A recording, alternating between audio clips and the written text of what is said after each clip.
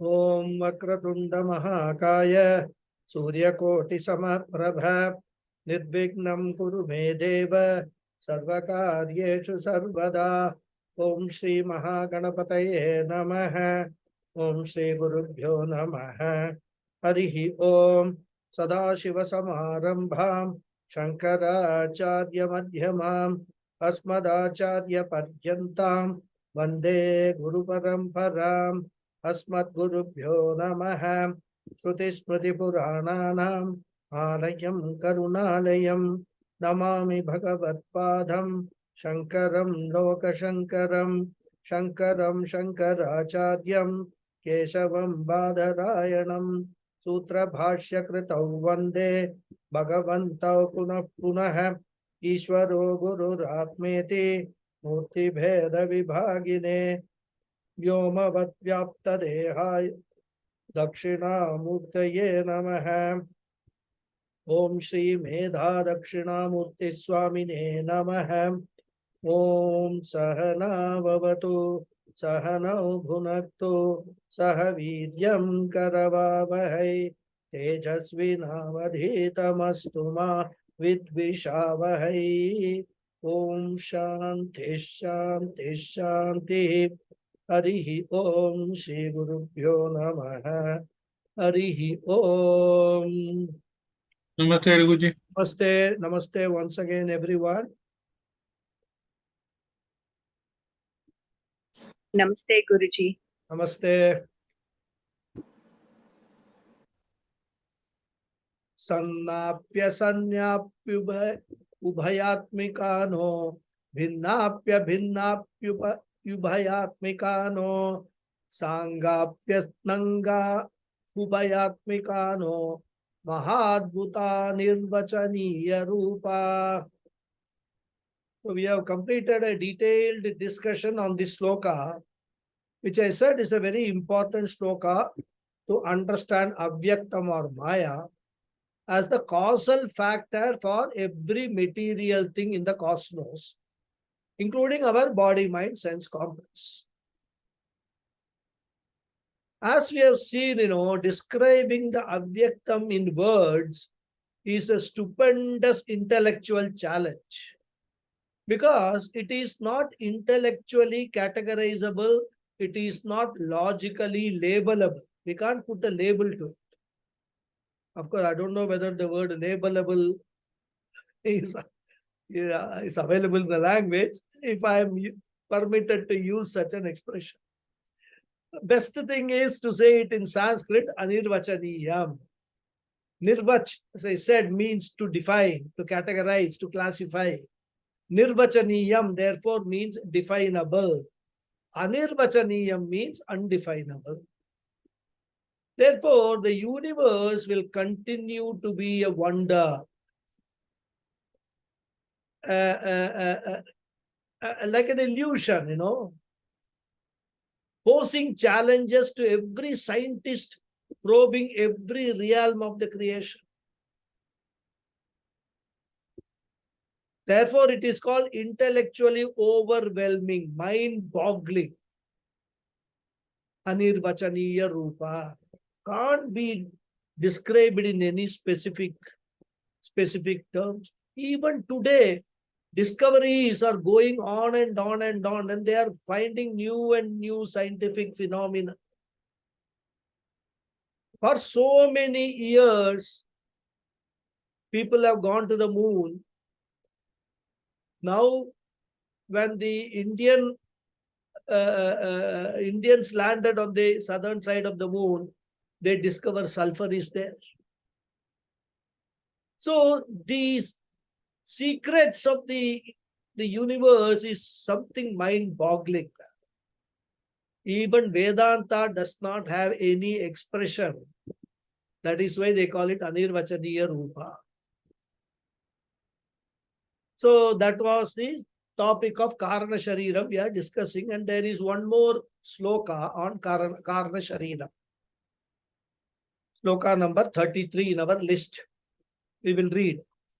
Avyaktametat trigunair niruktam tat karanam nama shariram atmanah sushupti Vibhaktiretasya vibhaktyavastha pralina sarvendriya buddhi vrittihi. One more sloka on Karana Shariram, as I said.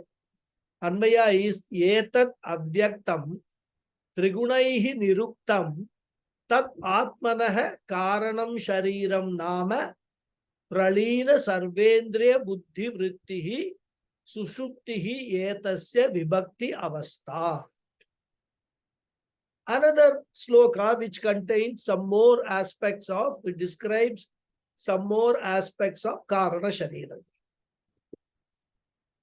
Etat, this, avyaktam, unmanifest Maya, trigunaihi, in the form of three gunas, niruktam, explained, described, tat, that, atmanaha, of the Atma, Karana Shariram Nama, is called the causal body, pralina sarvendriya buddhi vrittihi, in which all activities of the senses and mind are resolved.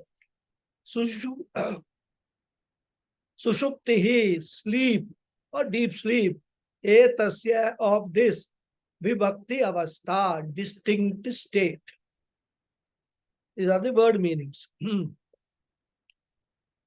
So this unmanifest Maya is explained in the form of three gunas, and it is called the causal body of the Atma. Sleep is this Atma's distinct state in which all the activities of the senses and the mind are resolved.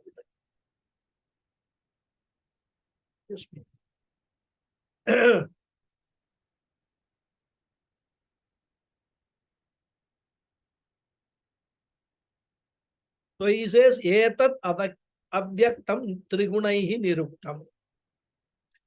This avyaktam, this seed form of the universe, has been niruktam, clearly defined. Defined as what? Undefinable. Which has been talked in the previous sloka. Previous to previous, sloka 31. Yeah.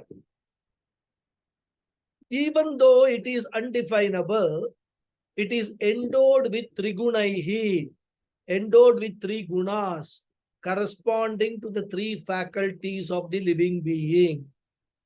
What are they? Kriya Shakti, the doing power or doing faculty, Jnana Shakti, the knowing power or knowing faculty, and Dravya Shakti, the resting power or resting faculty. So Kriya Shakti, Jnana Shakti, Dravya Shakti. This is the great avyaktam unmanifest. To complete the sentence, we can add etat avyaktam trigunaihi niruktam asti. Sanskrit student. So this seed is undifferentiated, unmanifested. Then he says, tat karanam sharira nama atmanaha. This version of Atma,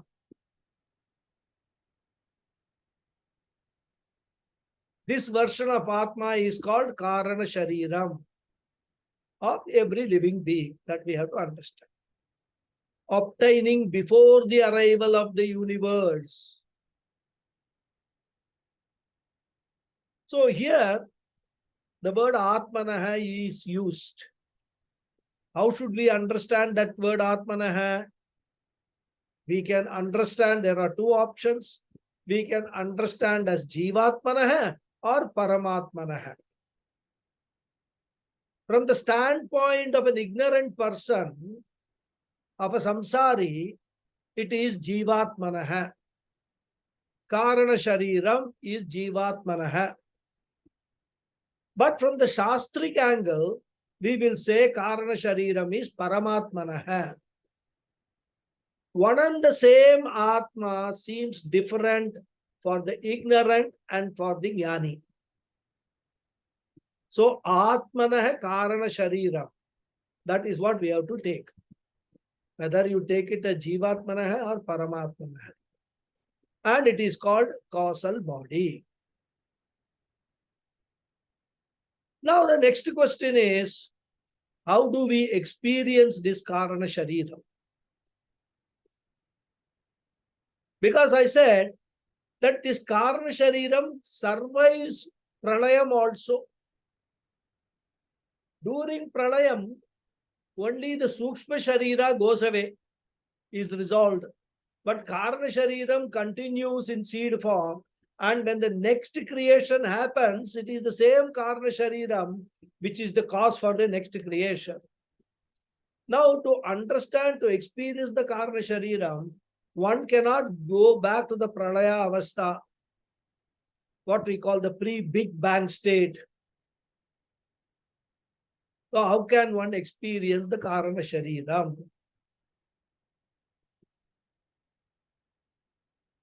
Here he says, we cannot have experience of Karana Shariram on a regular basis. Means throughout the day you cannot experience Karana Shariram. In your waking state or even in dream state, you cannot experience Karana Shariram. But in Sushuptihi, which is Etasya Karana Sharirasya Vibhakti Avastha. Sushuptihi means deep sleep state. Vibhakti Avastha means specific state in which Karana Shariram is dominant, distinct state. We have to note one thing very carefully. It is not that Karana Shariram is absent in the waking state or dream state. Karana Shariram will never ever be absent.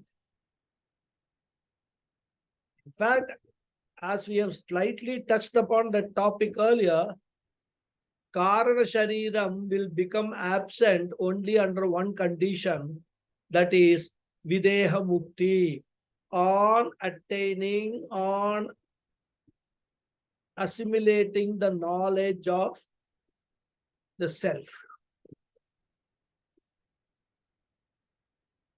When a Jnani leaves his body,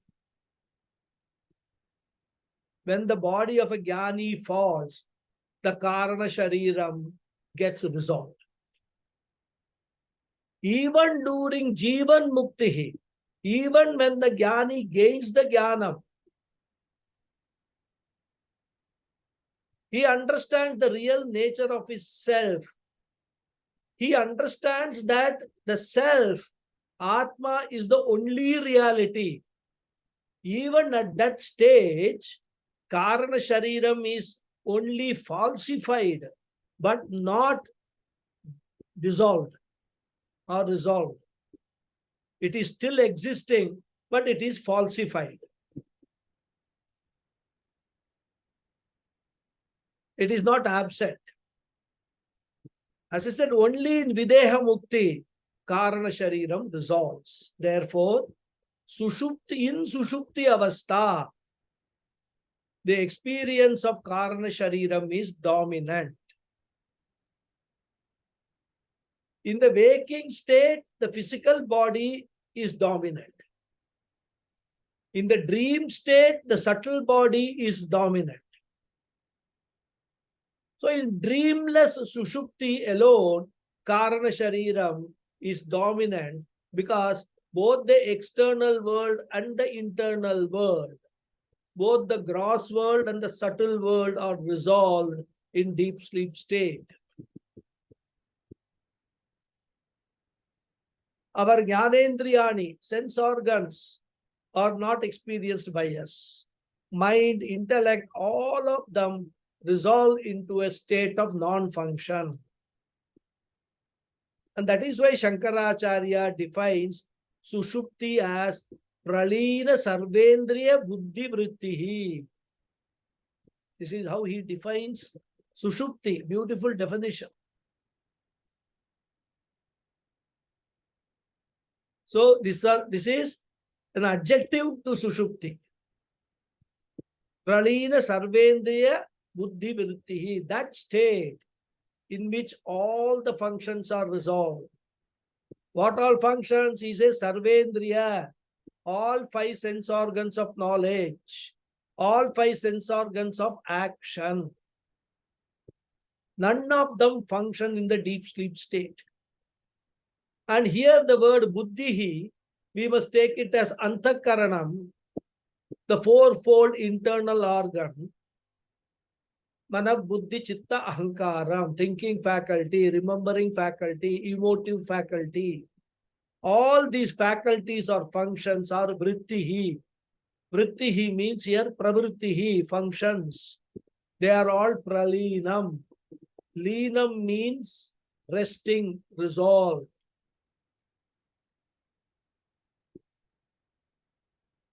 Pralinam.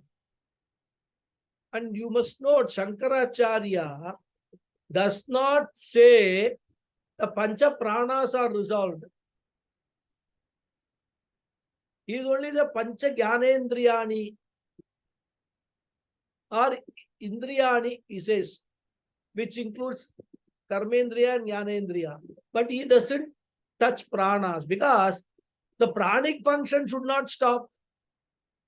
If the pranic function stops, the person will be blood circulation, therefore, should continue. Digestion should continue. The entire internal process which is performed by the Pancha Prana should continue. Breathing should continue. Even though in Sushupti Avastha, I am not be aware of that. Because prana is governed by prarabdha and not because of our free will. Prana functions because of our karma. If the breathing is will-based, sometimes we may forget to breathe. Therefore, Bhagavan has made such a system that breathing is not will-based. It is not, you don't breathe by using your free will. Breathing takes place automatically despite, you cannot even will to stop the breathing. You can maximum 30 seconds, 40 seconds. Or if you have a yogi, who practice lot of yoga and all, maybe little more time, you can control the breathing. But you cannot stop the breathing forever. If you stop the breathing, you are no longer there. Therefore, Shankaracharya connects pranic function to prarabdha karma. So, in Sushupti, only the pranic function remains, but every other function is resolved. Such a state is called Sushupti, deep sleep. And in such a state, we experience Karana Sharira.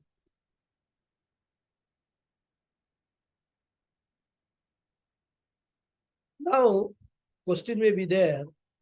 Even though we say Karana Shariram is not sensorily available, it is not Pratyaksha Gocharam. How do we experience Karana Shariram during our sleep state? Because experience requires a mind.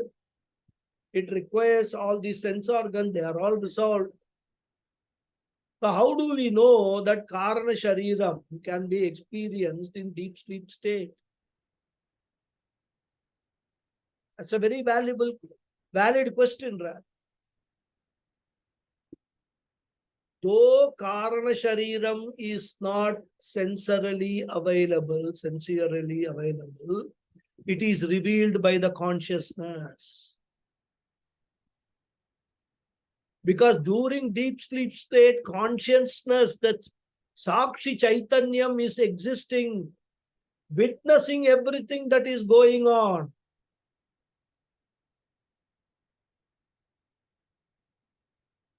Pure consciousness continues to pervade even the deep sleep state. And because of that alone, after waking up, we are able to say, I slept well, I did not experience anything. So not experiencing anything is also an experience.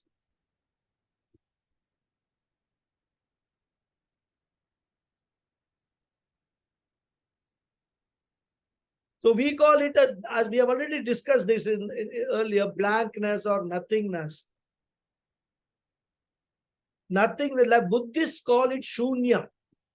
Nothingness means for them it is nothing. It's totally, nothing is there. But according to Vedanta, that blankness that you experience, when you say, I did not experience anything, Vedanta says that blankness, that emptiness, that non-experience is the experience of Karana Shariram, which is directly revealed by the consciousness. It is called Sakshi Pratyaksham. Therefore, Avidya and Maya are Sakshi Pratyaksham during deep sleep state.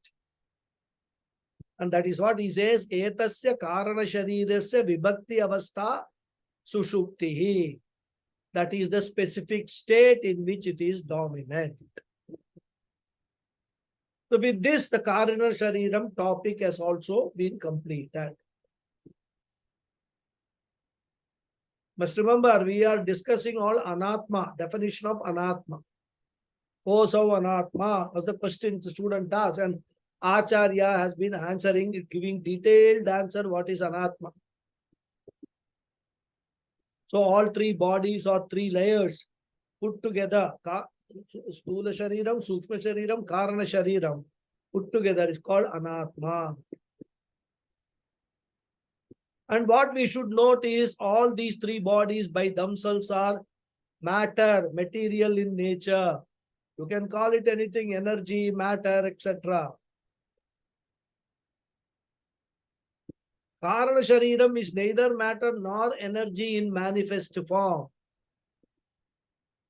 In Karana Shariram, both of them exist in potential form. Therefore, all three beings are only matter principle. All these are inert by themselves. They cannot do anything by themselves because they don't have their own natural sentiency. They are Jadaswarupam. They are made sentient by what? By the Atma, which is the next topic we will enter. So because of Atma only, because of Atma alone, Anatma becomes sentient. We'll read the next sloka. Athate sampravakshami swarupam paramatmanah yadvigyaya naro bandha mukta kaivalyam ashnute. Atate sampravakshami swarupam paramatmanah yadvigyaya naro bandha mukta kaivalyam ashnute. Earlier I didn't get the tune corrected. Anvaya atha yat vigyaya naraha bandhat muktaha. You can supply bhavati. Kaivalyam ashnute. Tat paramatmanah swarupam te sampravakshami. So now Acharya is entering into answering another important question of the student. We'll first see the word meanings and then go to the topic. Atha. Atha is a word in the language which has got different meanings normally, and it is supposed to be a very auspicious word.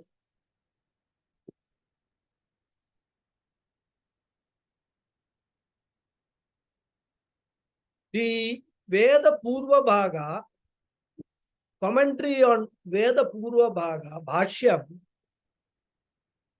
it starts Athato Dharma Jignasa. So Atha, Ataha, Athato. Atha, again, whatever we start with a some auspicious word like Om, some Mangalacharanam, isn't it? So Atha is supposed to be one of the most auspicious words. Similarly, Brahma Sutra Bhashyam, Brahma Sutra itself, Vyasacharya, when he writes, he starts Athato Brahma Jignasa. Again, he starts with Atha. Atha means thereafter, after that, or now. Something has gone by now.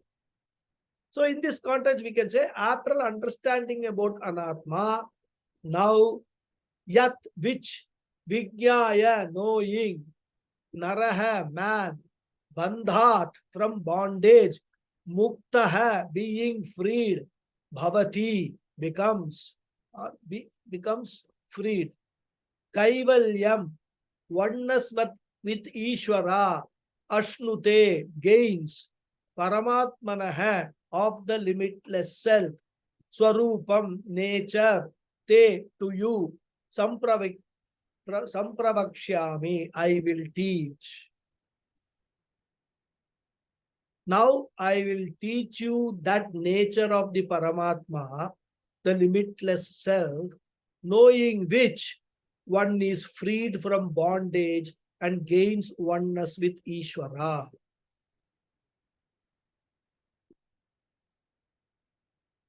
So the student had asked 7 questions.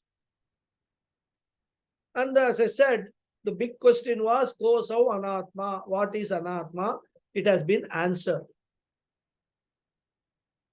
We must remember, Acharya is answering all the questions one by one, even though not in the sequence that they were answered. So if you want to know, as I said earlier also, keep revisiting the questions so that you can follow what the Acharya is teaching. Now the Acharya is entering into question number 6. Paramaha ka Atma.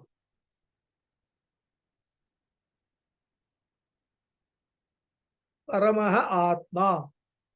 Here the word Paramaha Atma is used from a Shastric angle. From an empirical angle, from a transactional angle, we call it Jiva Atma. What is the difference? Difference is, if you include the limitations of the body, mind, sense complex, Atma is called Jivatma. If you exclude the limitations of the body, mind, sense complex, the same Atma is called Paramatma. An ignorant person includes the limitations, whereas a wise person excludes them. The ignorant says, I am mortal, where the word I means Jivatma.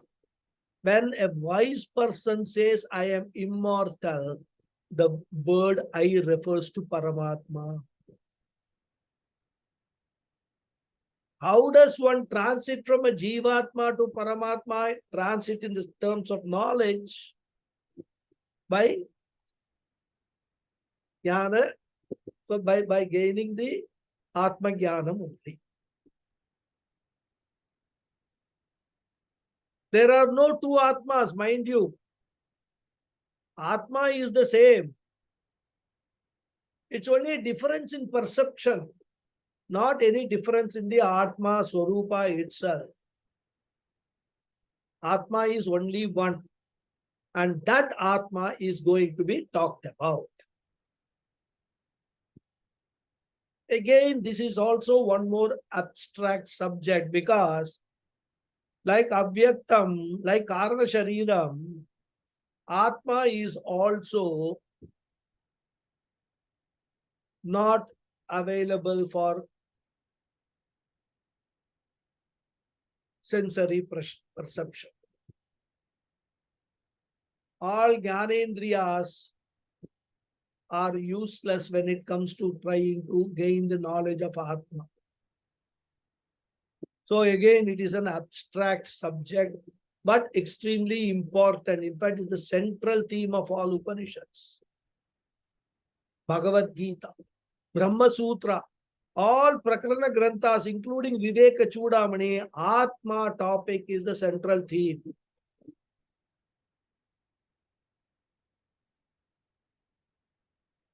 Whatever else is there, we talked about Stula Shariram, Sukshma Shariram, etc., etc. They're all supportive themes only. Central theme is Atma. That is why it is called Atma Vidya. So the teacher introduces the topic with Atha. Teacher himself is lending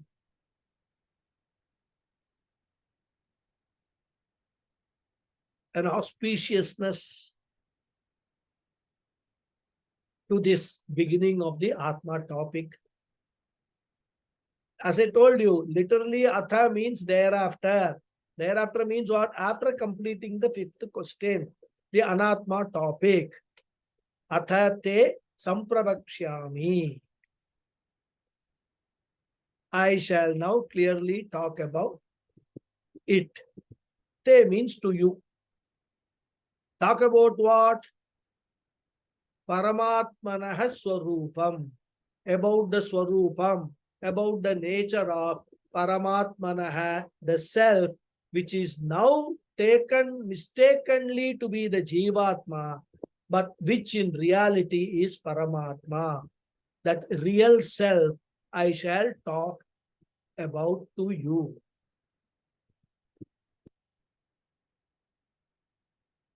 And as I told you, this again is an abstract topic. I am repeating again to prepare you, all of you. Of course, many of you are exposed to Vedanta. You have been my students right from Tattva Bodha days, some of you at least.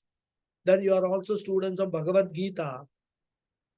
But there may be some who have absolutely no clue what this Atma is about. In fact, the very word Atma has got some in our language, especially I know Hindi language and all. Atma has got a connotation of like a ghost or a spirit, etc., which is not supposed to be, one is not supposed to think about. It is little terrifying. In fact, I'm reminded of one incident here in Nana Nani only. Initially, when I started teaching the year 2018, I think it was Kathopanishad I was teaching. So I met one lady. She said, I am interested in joining Kathopanishad class. We had already started the class. It was going on. I said, we have already started. I'm not sure whether you can catch up. I have no problem in your coming and listening rather. And see if it interests you, you can continue. So she came one day for the class. And I was talking about Atma and things like that and all.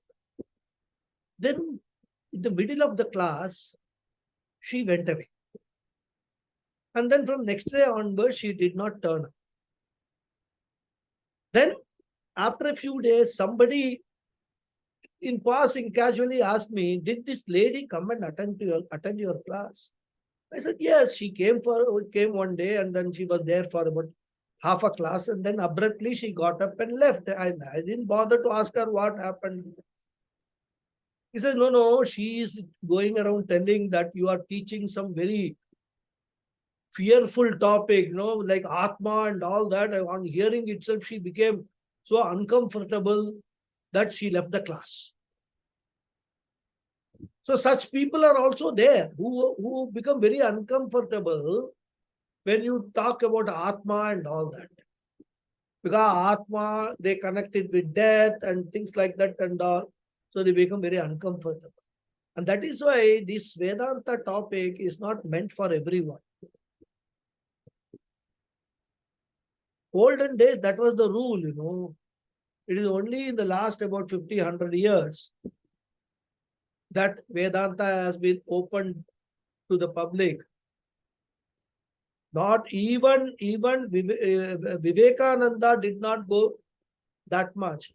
But the contribution of Swami Chinmayananda and his Sishya, Swami Dayananda Saraswati, is immense in making Vedanta go public. Let everybody listen to it. Doesn't matter. There is no secret. Because they are sure of one thing. Only those who have got the proper, appropriate mumukshutvam, who are jignasu, they will stick on. All others will fall away. They will all fall away like the autumn leaves from a tree.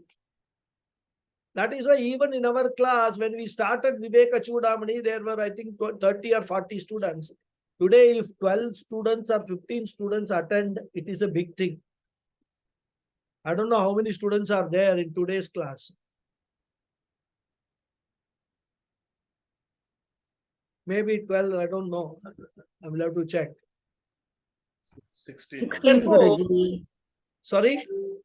16. 16.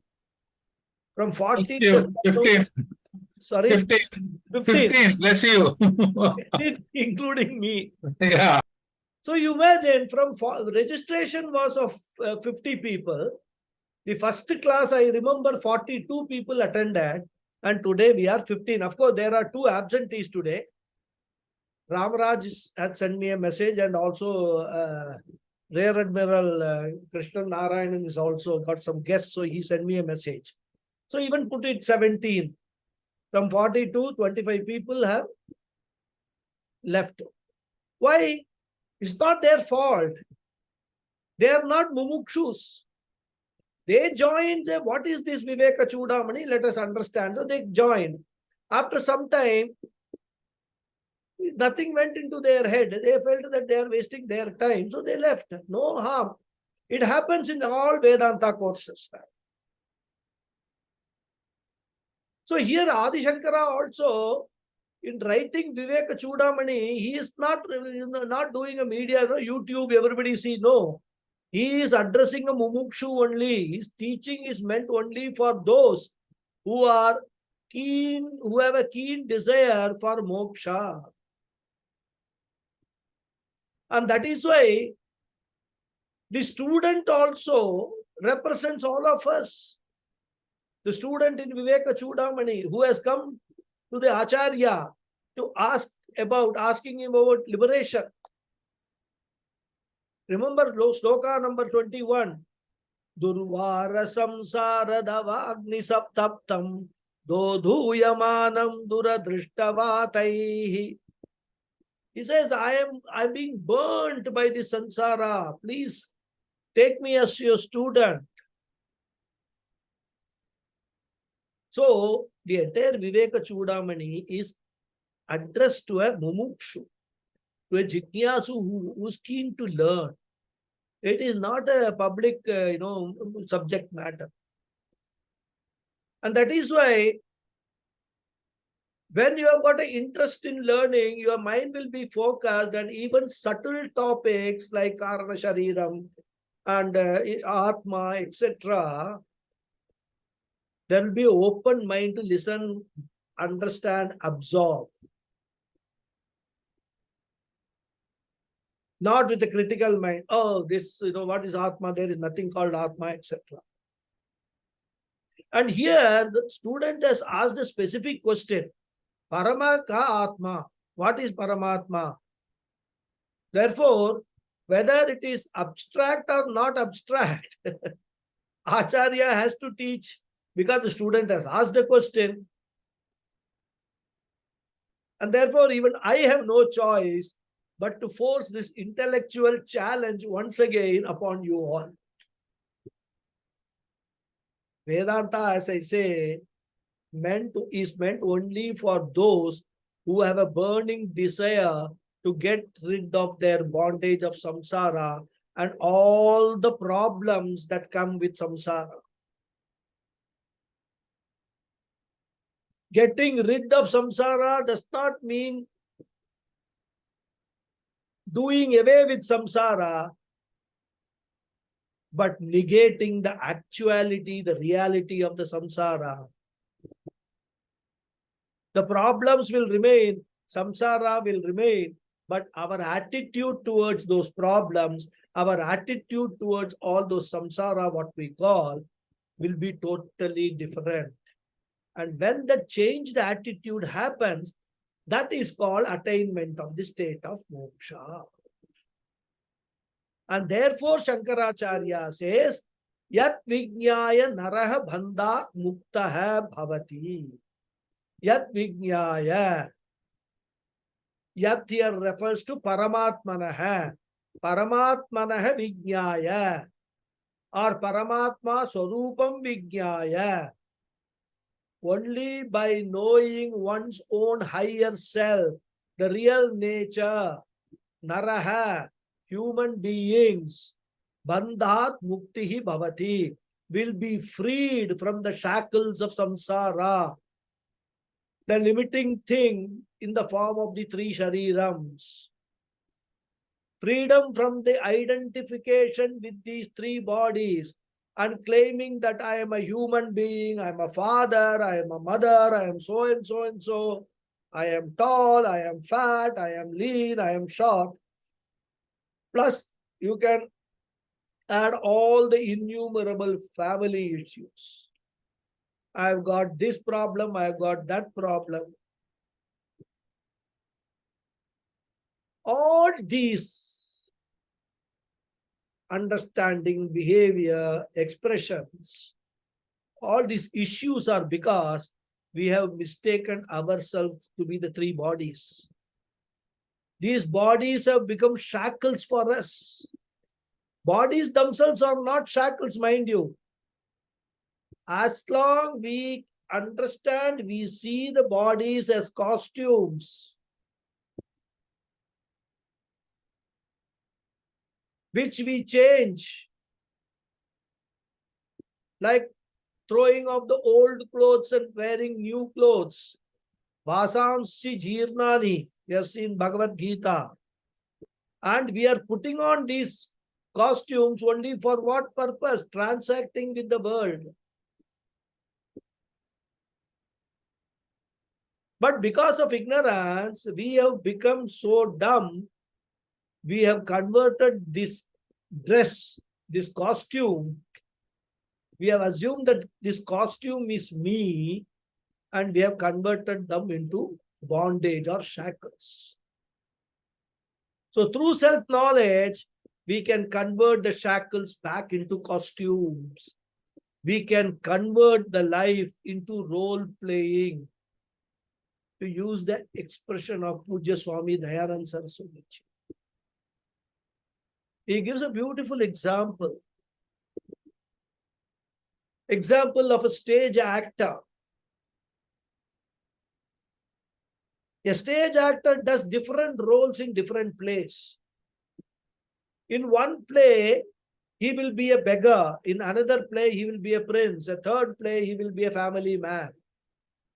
During the drama, he will be talking about the problem of the beggars. He will in fact act it out in such a real manner that we will all empathize with him.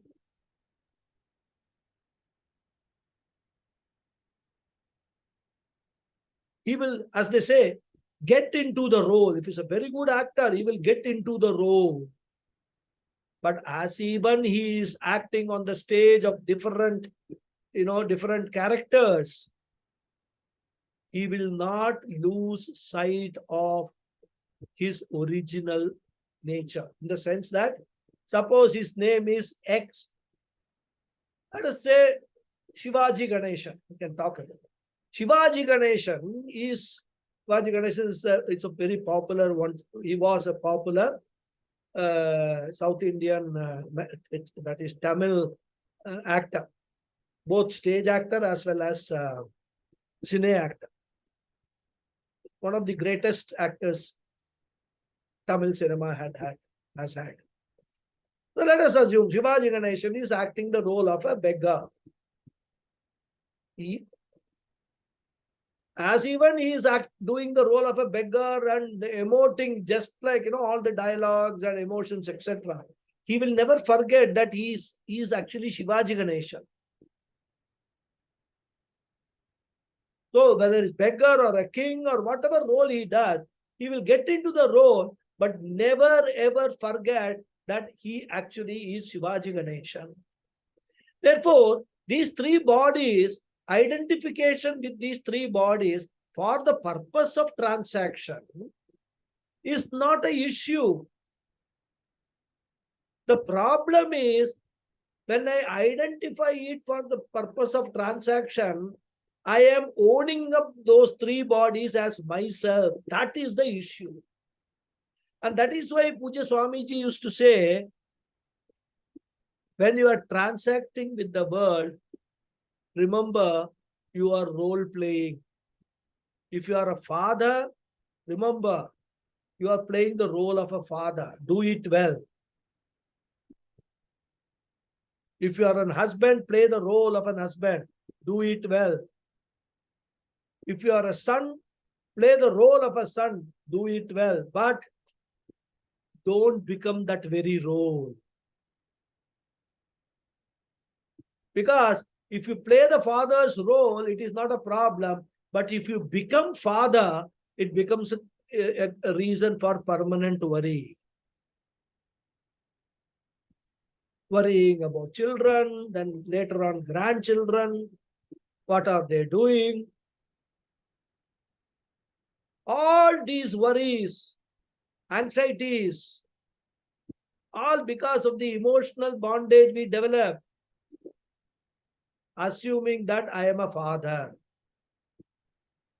For one moment, Vedanta teaches you, yes, you are considered a father, but you are, from your perspective, you only assume that you are playing the role of a father. Do everything that father should do, but don't become the father.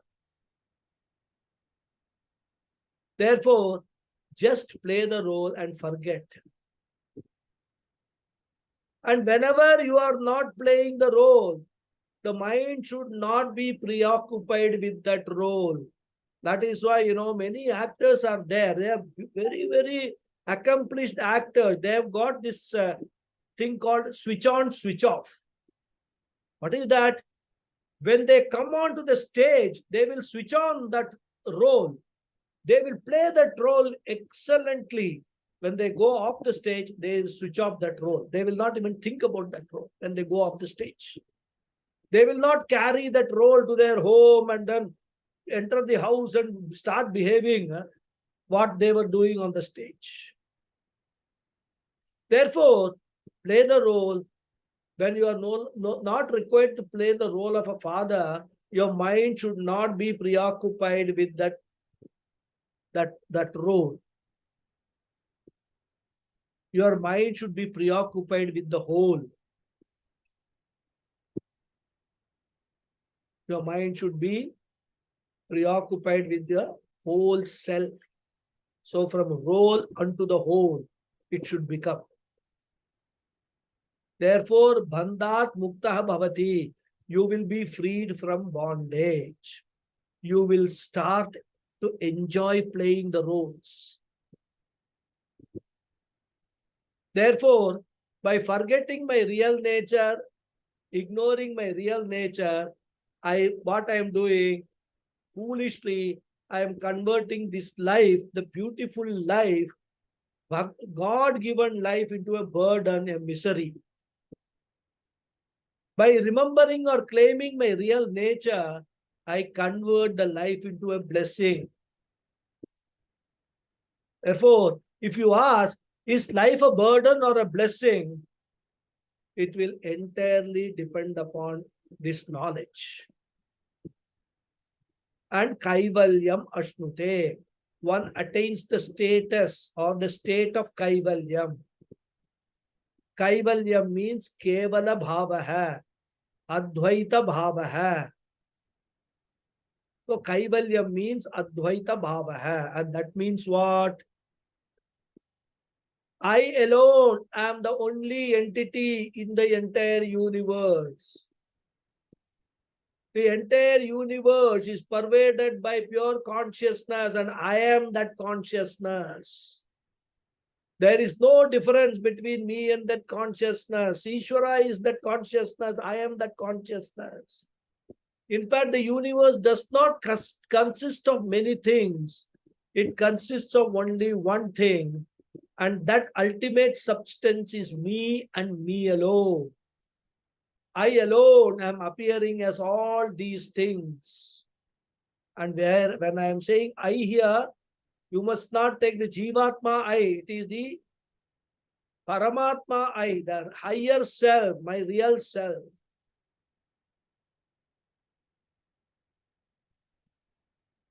Just as the waker himself, through sleep, appears as the dream subject, the dream object, the dream universe.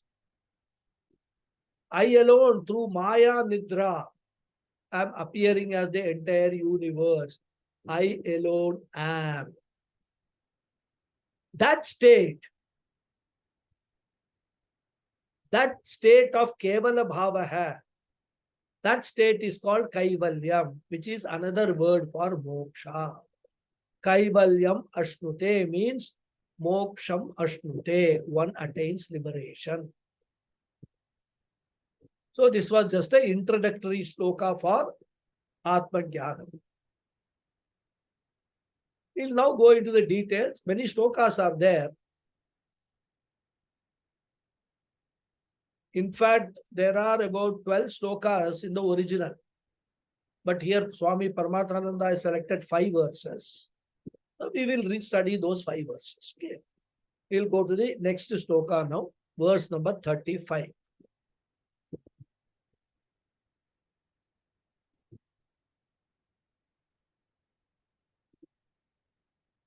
Asti kaschit swayam nityam aham pratyaya lambanaha avastatraya sakshi san panchakosha vilakshanaha. The Anvaya is kaschit swayam asti nityam aham pratyaya lambanaha avastatraya sakshi san panchakosha vilakshanaha. Kaschit, one, someone.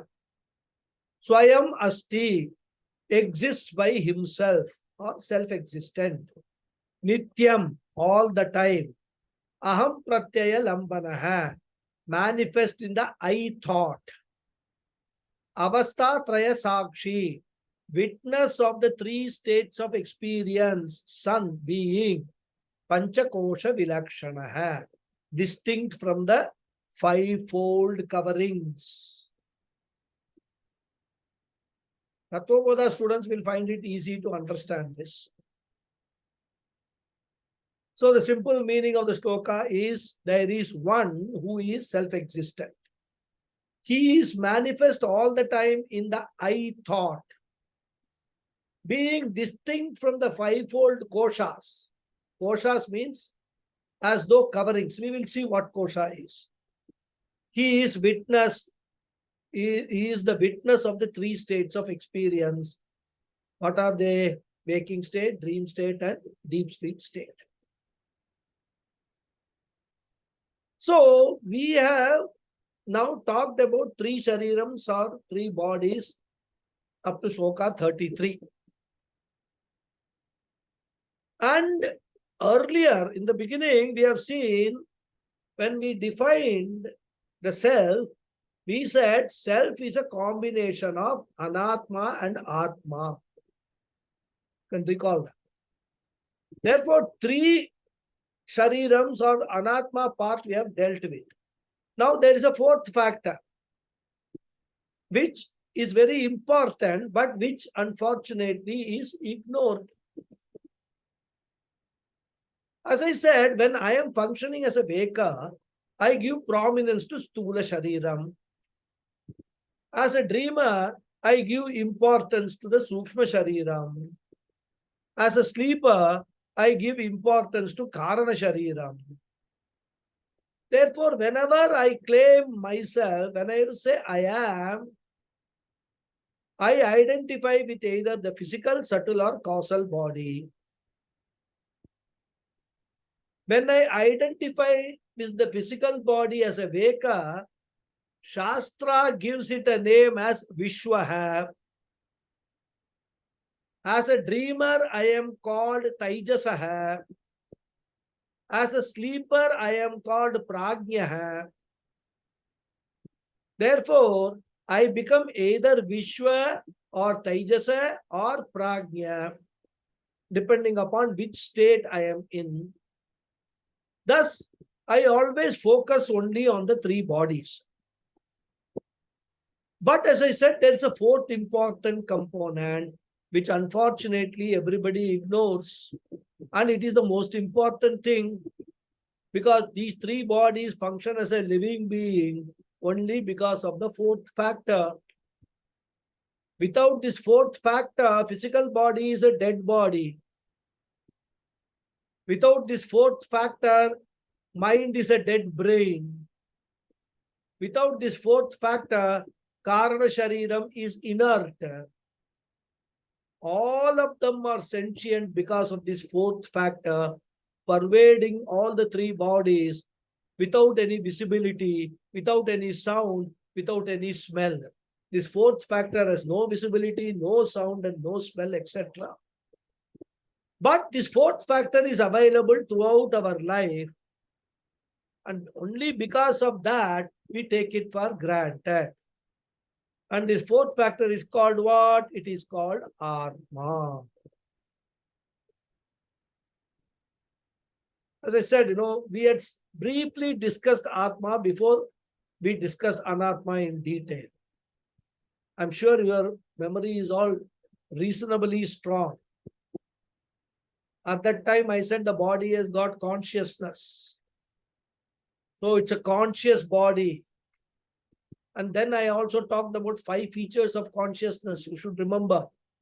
Consciousness is not a part, property, or product of the body. These are very famous definitions of Swami Paramathanandaji, which you must all serious students of Vedanta should memorize. Consciousness is not a part, property, or product of the body. Consciousness is an independent, existent, invisible spiritual principle.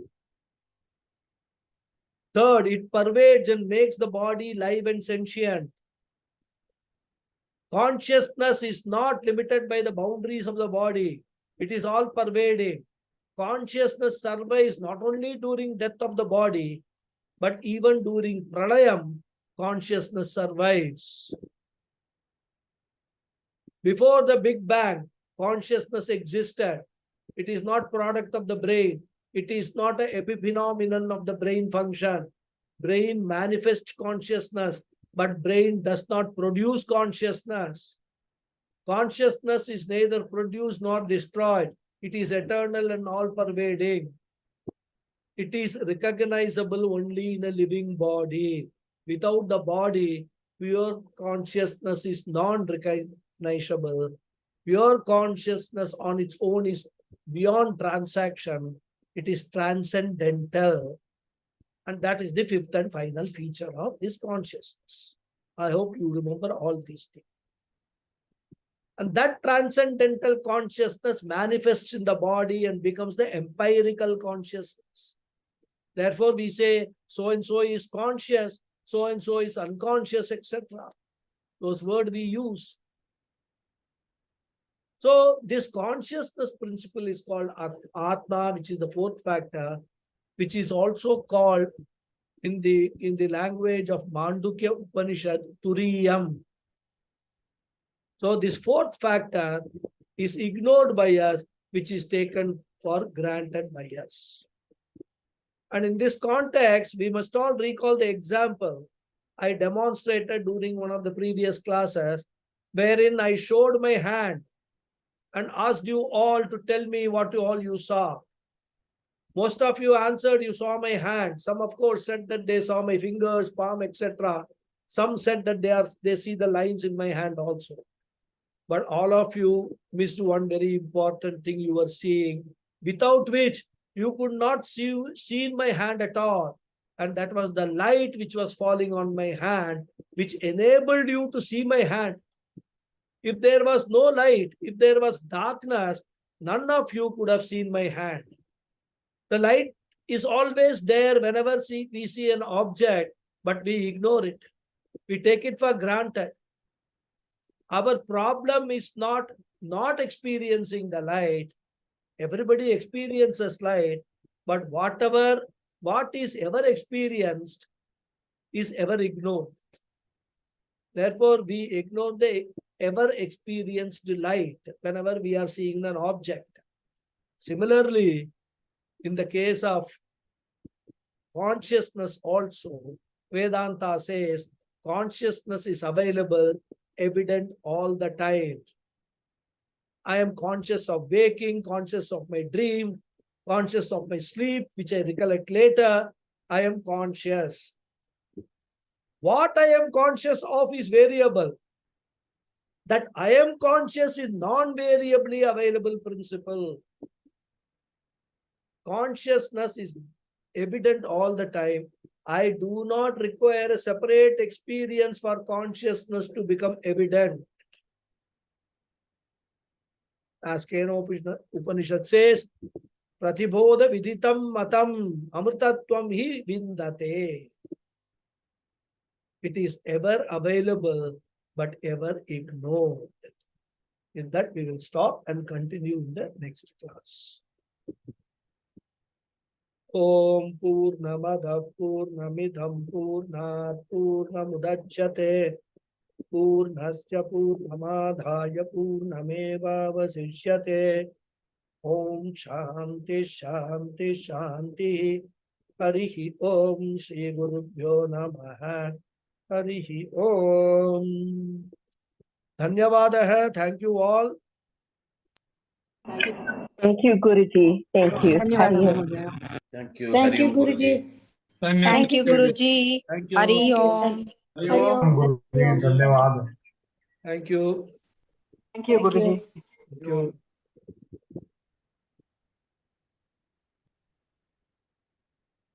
Hari Om.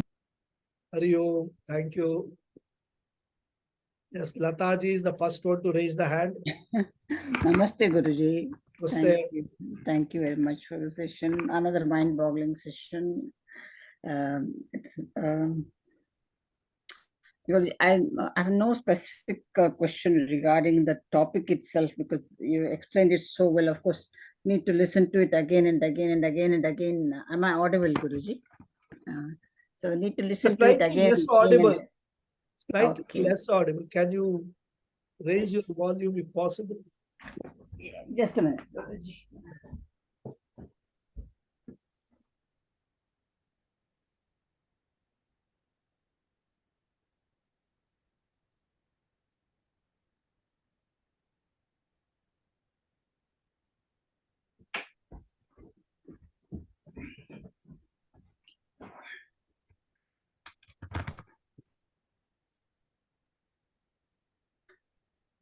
Is it any better, Guruji, now?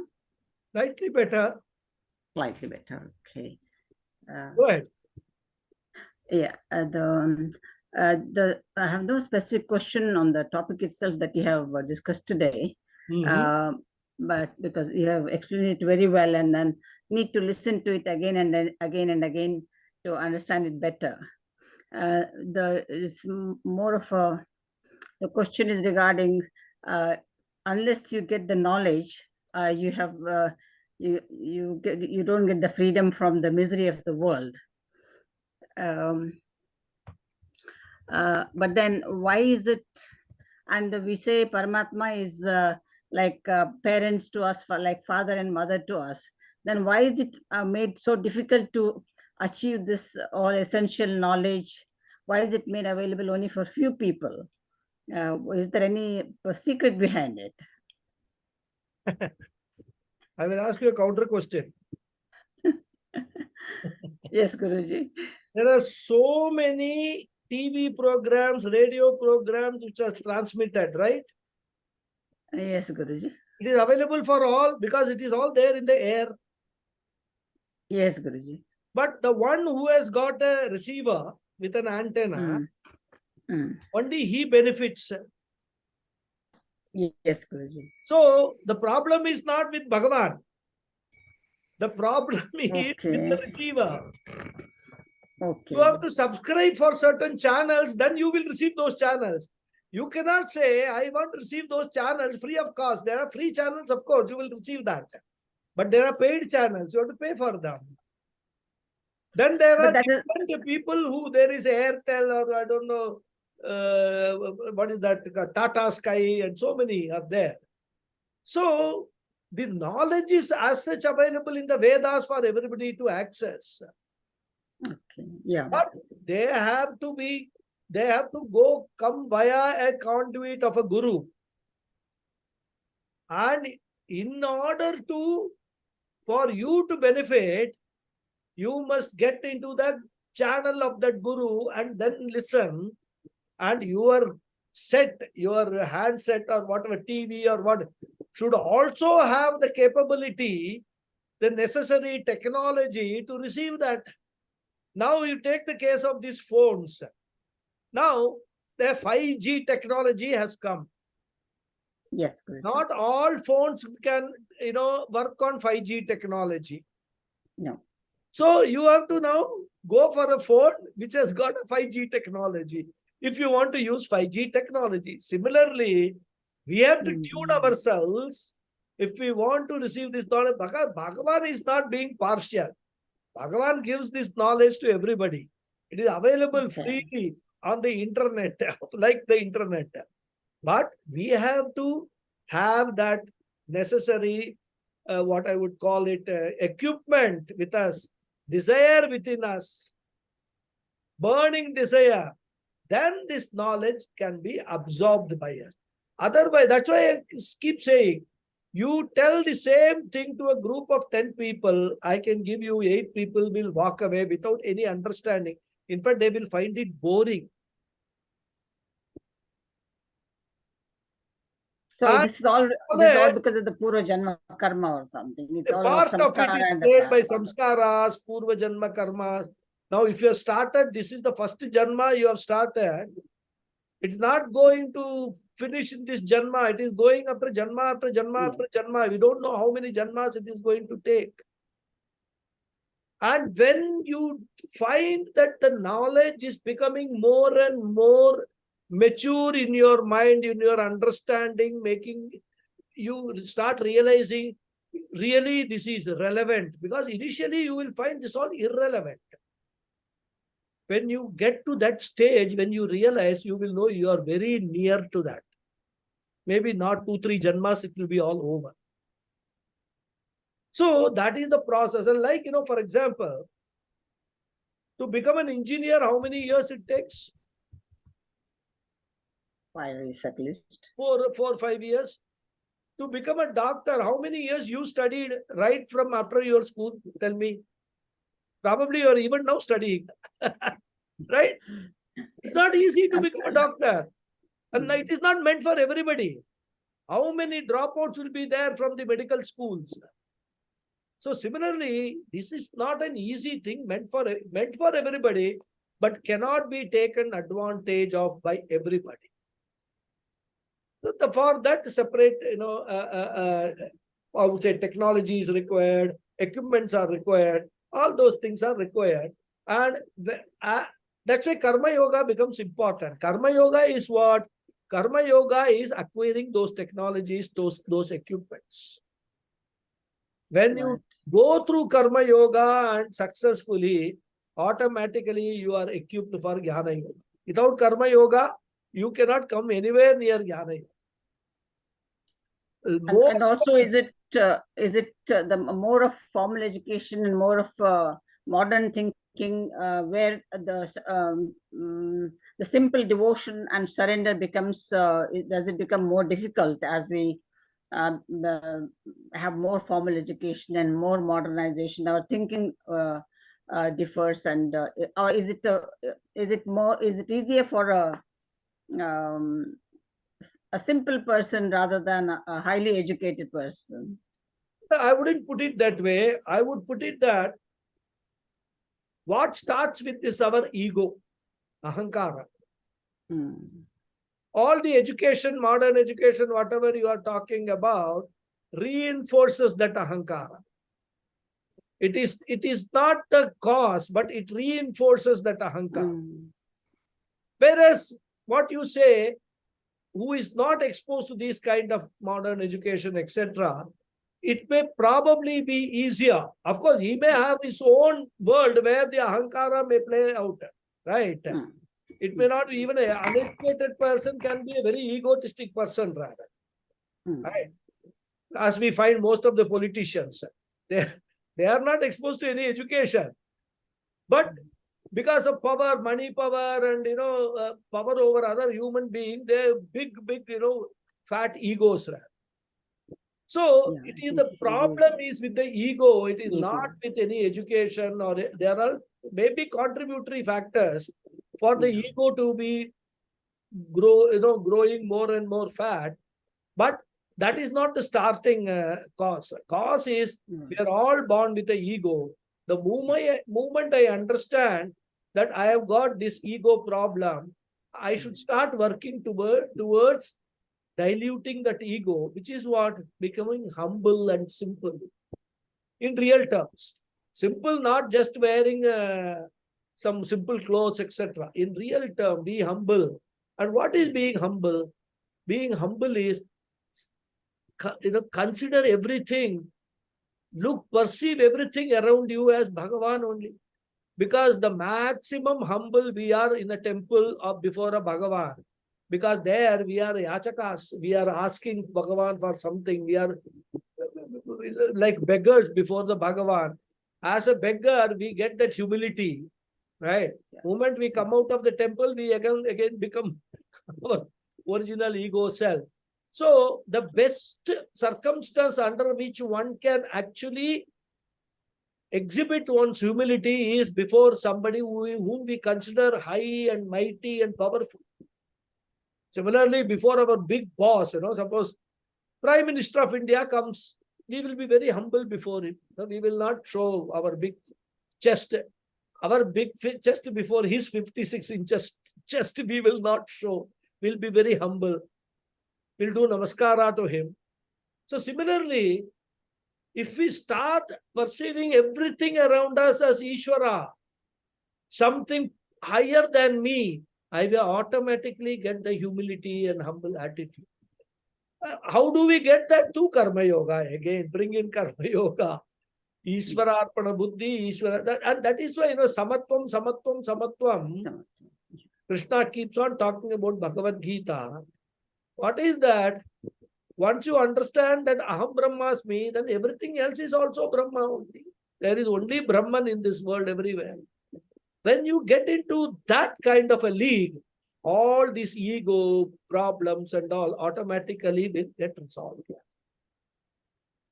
So it's a long process. Like I said, I gave the example of study for medicine.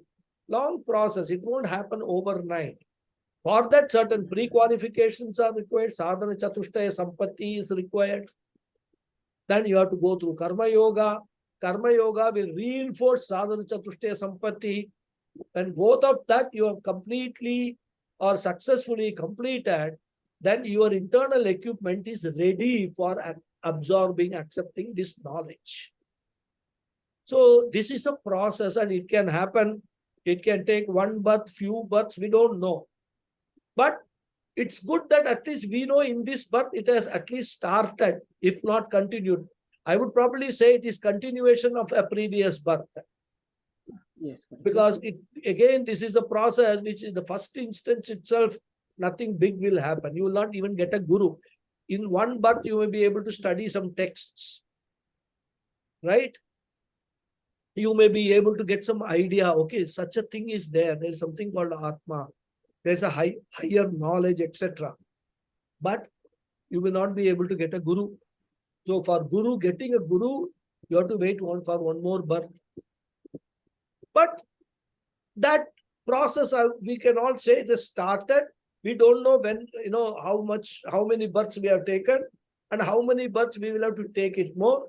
But in this birth, if we put in serious efforts, then there is one assurance that the future, within next 2-3 births, probably we may be able to get this moksha, which is even born as a human being, we will be in a state of moksha. And we see some people, Ramana Maharshi, people like Swami Paramarthananda and all, They took this birth a human being, but at the young age itself, they had the mental capacity to renounce everything and become a sannyasi. And continue as a sannyasi for 40, 50, 60 years. Yes. That can, you and me, can we do it? When we were of the young age, in the teenage, somebody says, you give up everything, give up your parents, give up your brothers, sisters, give up your home, go to some ashram and sit there. Would we have done it? Absolutely no. But he had come prepared for it. When he took birth, he had come prepared for it. It was not a challenge for him. For us, it will be a very big challenge. So Yes. that is how we have to understand this whole scheme. And education. Thank you very much, Guruji. Is all one Thank you very much. And I think for today, I'll take the message of dropping the ego and being humble to everything and everybody. That is what you do. Then everything will fall in place. Yes, Sitaram. Thank you. Guruji, with due respect, I just would like to share. Somebody was telling that it is a journey from nobility to purity to reality. Yes, you can say that. I mean, different acharyas will use correct. beautiful expressions, rather, right? Yeah. Very true. Yes, Sitaram. Today you use the word Turiam. Turiam. This is the first time you used it, I think. Yes, because okay. Why I said that was why I am asking. Turiam word in Sanskrit means fourth. Okay, I'll tell you why I said. Last Sunday, I was at Bangalore when I was listening to your talk. And that day I was there to attend a Satabhishekam. And I met a gentleman who spoke about Panchadashi, which you mentioned last time. First time you mentioned. Mentioned about? Panchadashi. Panchadashi, yeah. In the last talk you mentioned about it. Yes, Panchadashi. In the afternoon he mentioned about it. And then he followed it up with the word Turiam. I didn't understand. So I heard an elderly person, must be close to 80 years or so. He spoke about that, and I believe he had translated Panchadashi to English. Okay. He had not completed it for because his eyesight, etc. But he used the word Panchadashi and Turiam. And last Sunday you mentioned Panchadashi, and today you mentioned Turiam. So some idea of it is happening. Good. So I felt I must share this with you. Turiam means fourth. Turiam means fourth. Turiam is nothing Vedantic. The Turiam is Sanskrit. Fourth is called Turiam in Sanskrit. Oh, okay, I understand. Like Tritiya we say is third. Turiam is fourth. So what the Upanishads is trying to say is that after having talked about three things, don't imagine Atma to be something separate. It's when we study Mandukya Upanishad, it will become more clear. I don't want to talk about it more now to confuse all of you. Because the three things function because of that only, the fourth one only. It is not a separate thing. So that is why it doesn't give, the Mandukya Upanishad doesn't give a name to it, it's the fourth, that's all. Fourth is a part of one, part of two, part of three. Without consciousness, without consciousness, you are nobody. You are not nothing. Consciousness, the first three are inert. Stula Shariram, Sukshma Shariram, Karna Shariram are the three. Yes. They are inert. And they become sentient because of the fourth. But fourth is not something separate. They are again, first is having an element of fourth. Fourth pervades the 1, 2, 3. That's why they are sentient. It's a part and parcel of it. Part and parcel of that. They don't, because if you say fourth is separate, then they will think that these three are separate, that is separate. But Atma is not separate, it is all pervading. So they very carefully, the Acharya says Turiyam, fourth. It is not a separate state. Even when you take the state, waker state, dream state, sleep state, Turiyam is not a fourth state. It is there pervades everywhere. the three states. That's how we have to be carefully understanding. But then, normally Acharyas don't confuse students with all these words unless you are studying Mandukya Upanishad. Well, by the time you come to Mandukya Upanishad, lot of concepts would have been very clear to you. You don't teach Mandukya Upanishad in the beginning. Upanishad itself is a very small Upanishad, but there is a Gaudapada Karika is there, which actually is a commentary on Mandukya Upanishad. So that Karika explains exactly in very detail what Mandukya Upanishad is. And for the Gaudapada Karika, Adi Shankara has written a detailed commentary. So, when you study the Mandukya Upanishad, you study the Upanishad mantras, the Karika, that is the commentary of Gaudapada, and the Adi Shankara's commentary, all put together, you understand what that Upanishad wants to convey.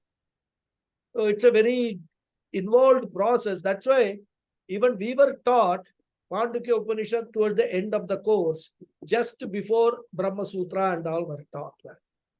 Initially, we Kato Upanishad, Mundaka Upanishad, Keno Upanishad, Taittiriya Upanishad, all we learned.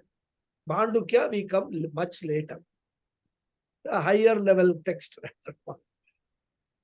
That's what it is. And similarly, Panchadashi is a higher level Prakarana Grantha. As I said, Tattva Bodha is one level. Very entry level, KG level or the UKG level. Then you come to Vivekachudamani, which will be middle school level, you can come. And this Panchadashi is a Prakarana Grantha, but at a high school level kind of a thing. So you have to go through this. Then only you can go to Panchadashi and understand what Panchadashi is. And it's Vidyaranya Swami's beautiful words, very poetic rather, very poetic. So if you have good knowledge of Sanskrit also while studying Panchadashi, it becomes much more enjoyable. That's what it is. And he uses lot of prakriyas which are used in Vedanta are used in Panchadashi. Methodologies which Vedanta uses to discuss the logicality of whatever is stated in the Upanishads. So all those things are discussed in Panchadashi. Nice text. Yeah, thank you. Hari Om. Hari Om. Okay, any more questions? If Thank not, you. we close the session and continue in the next time. Hari Om. Thank you very much. Hari Om, Guruji. Thanks a lot. Thank you, Guruji. Hari Om. Thank you. Hari Om.